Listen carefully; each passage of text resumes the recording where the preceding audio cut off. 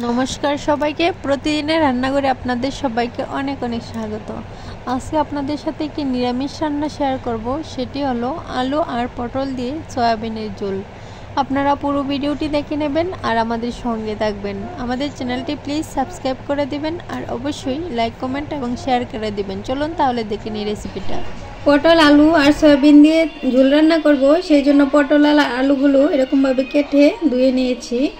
আর এখানে আমি সয়াবিনগুলো হালকা ভাপ দিয়ে নিয়েছি। এখন প্রথমে পটল আর আলুগুলো ভেজে নেব।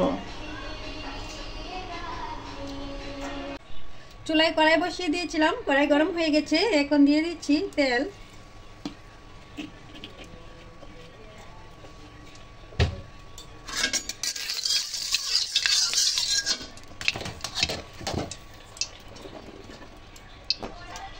প্রথমে পটলগুলো ভেজে নেব।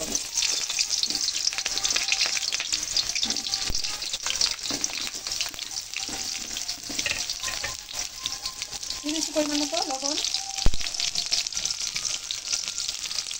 হলুদের গুঁড়ো সামান্য একটু, এখন দেখে ভেজে নেব।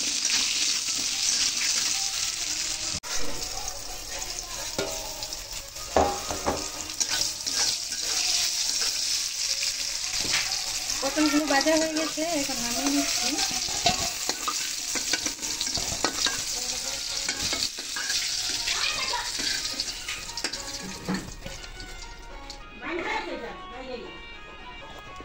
দিয়ে দিচ্ছি আলুগুলো।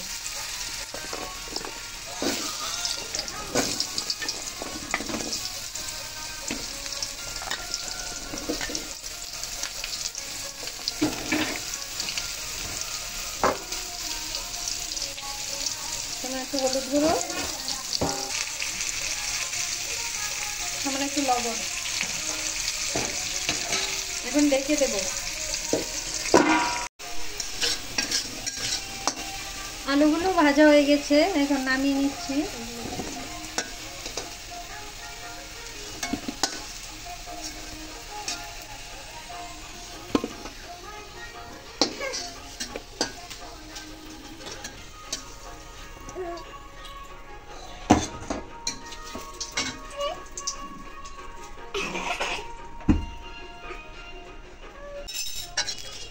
এখন সয়াবিনগুলো ভেজে নিচ্ছি।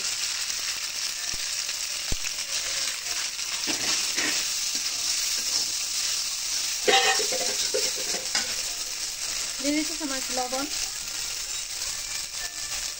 হলুদ গুঁড়ো,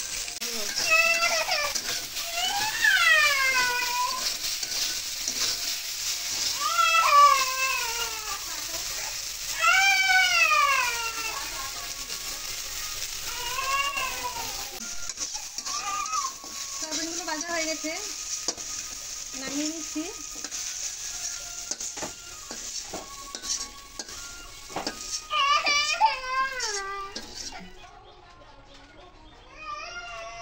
কড়াই পরিমাণ মতো তেল দিয়ে দিচ্ছি তরকারি সম্বার দেওয়ার জন্য।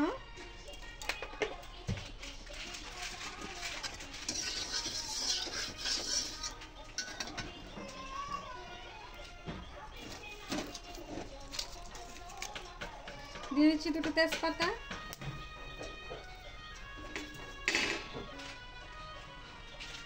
পাঁচফোড়ন, এলাচ, দারচিনি,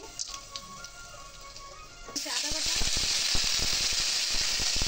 জিরা বাটা, সামান্য একটু জল দিয়ে দিচ্ছি।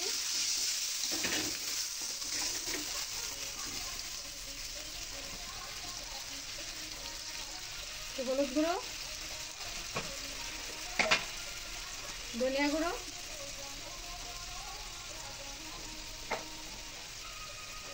মরিচের গুঁড়া,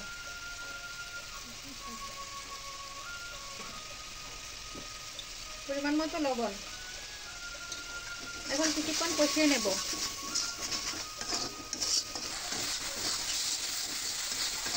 কষানো হয়ে গেছে, এখন দিয়ে দিচ্ছি ভেজে রাখা আলু, পটল আর সয়াবিনগুলো।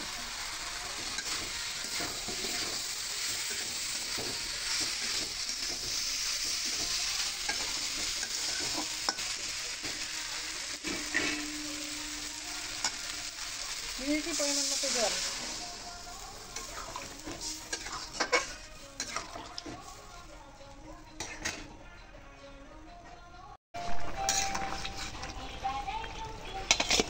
মধ্যে কয়েকটা 2টা আলু ভেঙে দিয়েছি যেন ঝোলটা একটু ঘন ঘন হয়।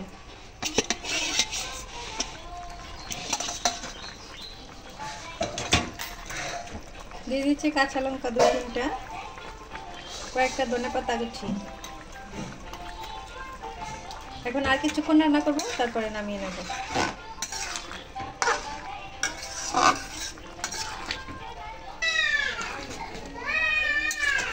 তরকারি রান্না হয়ে গেছে,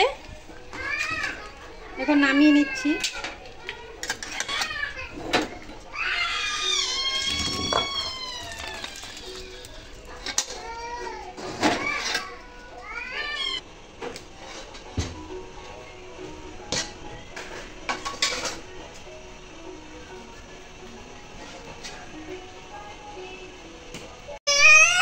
দেখুন তৈরি হয়ে গেল সয়াবিন আলু আর পটলের মজাদার ঝোল। আমাদের ভিডিওগুলো যদি আপনাদের ভালো লাগে থাকে তাহলে আমাদের চ্যানেলটি প্লিজ সাবস্ক্রাইব করে দিবেন আর অবশ্যই লাইক কমেন্ট এবং শেয়ার করে দিবেন।